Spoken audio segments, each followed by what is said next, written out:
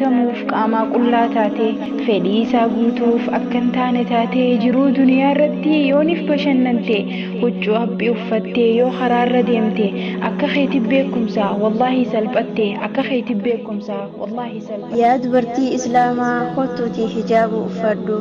qullaa deemuun si hin baaftu uffata hijaabaa irraa toltaa kottuutii uffadhu ni seete qullaa deemuun qaama keessa bareechiti seete laa wallaahi akkasii miti akka malitti fahamte kottu ibsirreessi osoo lubbuun jirtu kottu ibsirreessi osoo lubbuun jirtu. rifeensa kee banattee yaatan suuraa haatu qaama if qulliftee yaata poosti gootu beeka guyyaa boruu gaafii jalaan baatu maaliif hin sattaranne osoo addunyaarra jirtu yaa shamarran muslimaa maaliif na jalaa ustu ani sinittiin iyyaamaaf na jalaa nawwaattu hijaaba malee bar shayxaana fakkaattu osoo ifa gartee akka itti fokkottu lammada haatee qullaa karaarran deemtu. rifeensa kee qullaa samitti ol dachaaftee rabbi duraa eessatti dhokatte akka rabbiin si arku maaliif kan dagatte akkuma fedhii teetii lubbuu jala goltee bitaa fi mirga hin laallattu akka feete taate addunyaa irratti gammadduus akhiraa hangooyte addunyaa irratti gammadduus akhiraa hangooyte. hijaaba uffachuun hedduudha na boonsa gaafii rabbii jala boru najaa na baasa xiqqaa fi guddaa biraa kabajaanaaf argamsiisa rabbii kiyya biraahis jaalala naaf roobsa dhiiraaf dhalaa biraa darajaanaaf mul'isa alhamdulillaahi rabbii koo ka hijaaba na uwwiste galata keetiin deddeebisa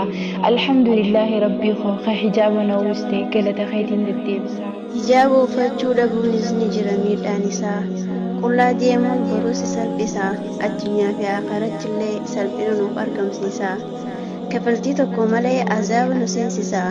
duniyaa tanarrattis gatii nu dhabsiisa xiqqaa fi guddaa birattis beekni nu raqsheessa bareedina keenyaas dhiira hundaaf mul'isa wani rabbiin biratti argannoos wallaahi abaarsa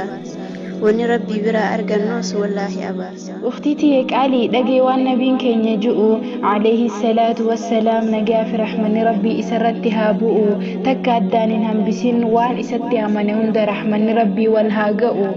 dubartiin qullaa yaatu jannata hin seentu jannata dhiseenuu dhiisii shiruuf kaasaatuun gartu duuba yaa dubartii islaamaa angaafiin siif qaba ati jannata seenuu feetu eetunis ajaa'iba wallahi ni feeta eenyu jannata jibba jannatuma san barbaada tatteenya addunyaa gubbaa yaa rabbi irraa najaa nu baasi ibidda azaabaa yaa rahmaan irraa najaa nu baasi ibidda azaabaa. ni jirti dubartii muuminaa tan rabbii isii sodaattu tan hijaaba isii osoo hin fakkeeffanne hijaabattu mee isii sanitti hiradhu waan hijaabni ta'e hogguus hubatta mee isii sanitti hiradhu waan hijaabni ta'e hogguus mee na caqasii gurraan si buusaa jecha rabbii kabajamaa بعد أعوذ بالله من الشيطان الرجيم يا أيها النبي قل لأزواجك وبناتك ونساء المؤمنين يدنين عليهن من جلابيبهن ذلك أدنى أن يعرفن فلا يؤذين وكان الله غفورا رحيما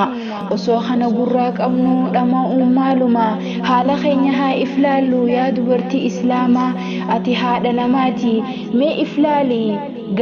غمنا في غما ودين بريدا خنك أمنو آدا ورلي تهدالو مالما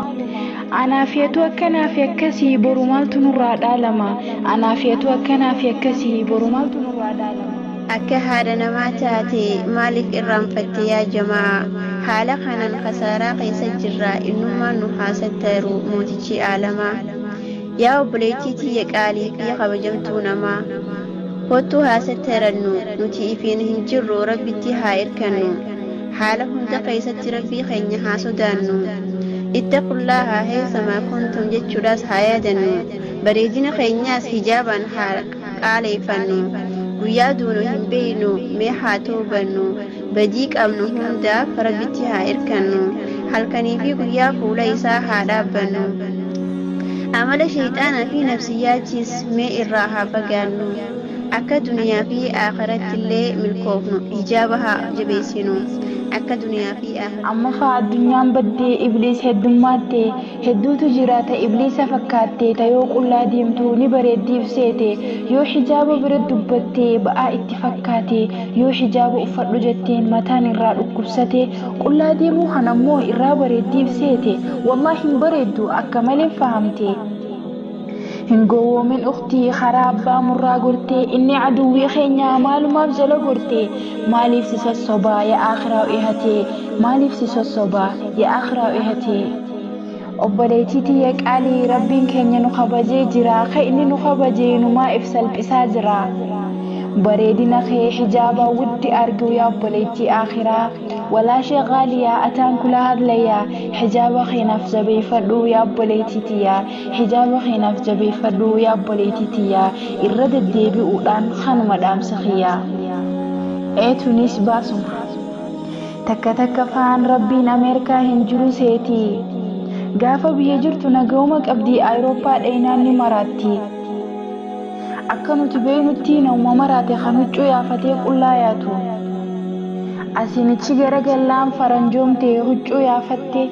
miskiina wallahi meelaala salphina sii aadaa sii dhistee aadaan aadaa namaa dhaalti rabbiin bakkuma hunda jira yaa obboleettiti yaa rabbiin mootii duraa boodaati warri ijji isaanii dhugaarraa cufaa laaltee maalumaaf jala gorti daangaa rabbiin tarkaanfatin waggifi achumatti daangaa rabbiin tarkaanfatin waggifi achumatti. qophiin keenya dhumatee asumaan raawwataa wanni nuti dubbannee nurraa fahamtee laata hijaabni nuti baannu hooqa akkami sifaata atuu shaaxira siif galti dubbiin hijaabni nuti baannu faashina hin hordofne hijaaba akka sahaabiyyaata hijaabni nuti baannu faashina hin hordofne fakkeeffannaadhaaf hin uffanne kana harkaadhaaf hin uffanne hijaaba akka sahaabiyyaata. إخواتي في الله والسلام عليكم ورحمة الله وبركاته في أمان الله.